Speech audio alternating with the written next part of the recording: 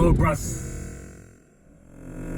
Back at you with the back at you, and I am the best reporting on the Eagles. So I'm looking at this upcoming draft this week on Thursday, April 25th, my birthday. I'm looking at it in a different light. A lot of people like to pick picks based upon what's going to happen in the future, but let's think about this. Let's look at it this way for a second. What do we need now? What picks do we need now to greater our chances of playing in Miami for the Super Bowl this season? What picks do we need now? I think we need to beef up the offensive and the defensive line. I mean, it's some attractive skill positions out there. Hollywood Brown, Mcnabb, the cornerback. I think he may be available at 25. Greedy Williams, Jacobs that everybody's looking at. All that stuff is fine and dandy. But what do you need now? Do you think those guys make an impact now? Because we have no shortage of wide receivers. We're pretty solid at running back with the new acquisition we just got. What do you need now? I think that you need rotational savages to protect Carson Wentz and to get after opposing quarterbacks. That's what I think you need now. I think you need that more than you need a linebacker. I was pressed for a linebacker a couple weeks ago, but now that I think about it, we don't really use linebackers like that. It's just not our scheme. It's just not our way. I think that we can get pressure with our front four defensively. I think we'll be in great shape. But we need the rotational pieces to be able to do that. We got a guy coming back off injury that we're basically looking to get the same production out of that we got from Michael Bennett. You know what I mean? We got to be realistic. We got to be fair to these guys, man. Fletcher Cox is coming off of a situation. Brooks is coming off of a situation. We need some young blood in there that's going to be able to be hungry and get after it while our big guys are on the mend. I just don't want us to get wrapped up in the skills position game, man, because skills position players, man, they often fail, man. They often fail, or they don't look too good their first year or two. You know what I'm saying? Or they end up having a slump.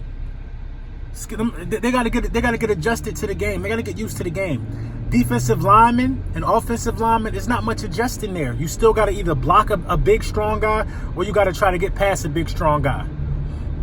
And that's been our calling card and going deep into the playoffs by making sure we have those rotational defensive linemen, those rotational offensive linemen. That's been our identity. That's been who we are. So, honestly, I know there's some attractive pieces out there. We don't need attractive pieces as much as people would like to make it seem.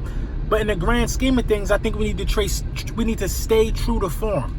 Let's stay true to form, get the pieces that we usually get, and, just make sure that we're protecting Carson Wentz and make sure we're getting after opposing quarterbacks. There's nothing else that I think we need in this draft. Now, if something falls into our lap, a gem, by all means, let's take that gem. But, if a gem doesn't fall into our lap, I think we need to go about these things just how Eagles go about them. Howie Roseman worked his magic, so therefore there's no big need to try to draft somebody right now. Howie did his thing. Yeah, and just let me touch on one more thing, man. I hate to have to beat a dead horse, but I'm not going to talk about this Donovan Mcnabb hating on Carson Wentz thing again. I said my piece. I said how it felt. I let the video marinate. It's been up there for about 3 days. Listen, man, at the end of the day, I'm just, maybe I got a different train of thought, I understand hate when it comes across verbally. I understand hate when you see body language. I just understand hate. And his hate came across verbally. My real problem that I have now is not with his comments. Now, I'm mature enough that I could agree. I could agree to disagree with some of my supporters. That's fine. Every one of my supporters don't have to, agree with everything that I say. That's how we all make ourselves better. If you think that I'm saying something wrong, let me know. But 9 times out of 10, I stand by the video that's made and I stand by what I say. And I expect everybody to be that way in life. But at the end of the day, people are saying that Mcnabb is being bullied now. This word bully gets thrown around so loosely. It gets thrown around so loosely. And it's kind of crazy to me, man. So he wasn't bullying Carson Wentz by saying what he said about Carson Wentz. That's not classified as bullying. That's his opinion. So now that he gives his opinion and we give our opinion on his opinion, he's being bullied. That this is the problem. There's too many opinions being thrown around. To negate being bullied or being put in your place, this is what you should have done, Donovan Mcnabb. You should have reached out to Carson Wentz and you should have tried to tell him, hey, you could do X, Y, and Z to try to change your game, or you can do you could do this, that, and the third to try to, better your game. You know what I'm saying?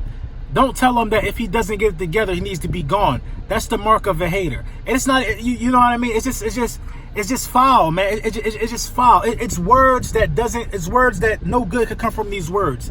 As a human being, it's your duty for good to come from your words, and nothing good comes from that. You know what I'm saying? Now, if it was Steve Young who said that, cool. If it was any quarterback who ever won a Super Bowl, whoever took his organization over the top, then cool. Now, I'm not saying the Super Bowl is the be-all, end-all to the situation, but if we never won a Super Bowl, then cool. But the fact that we're a Super Bowl winning team and it had nothing to do with you and it had a lot to do with Carson Wentz, I just don't understand those comments, man. And also, this is another thing people got to understand. If the Philadelphia Eagles don't draft Carson Wentz, we don't win the Super Bowl. We do not win the Super Bowl if they don't draft Carson Wentz. If you don't draft Carson Wentz, you don't get Alshon Jeffrey who wants to play with Carson Wentz. If you don't draft Carson Wentz, we're not in the number 1 seed position. If you don't draft Carson Wentz, the offense isn't clicking at the time that Nick Foles take over. If you don't draft Carson Wentz, we don't get Deshaun Jackson who would want to come back, who's saying he been wanting to come back. Why do you think these guys want to come back? Why do you think Jordan Howard wanted to be here? Why do you think Michael Bennett came? Why do you think all these free agents would love to come here? Because at the end of the day, we're an attraction, and our starting quarterback makes us an attraction. Why do you think players are taking pay cuts to putting us in the best position to win?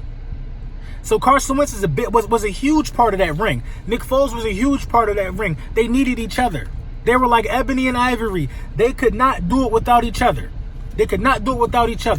But now they both have a specialized set of skills moving forward. They're going to go their own way, and I believe they'll both be successful to a degree.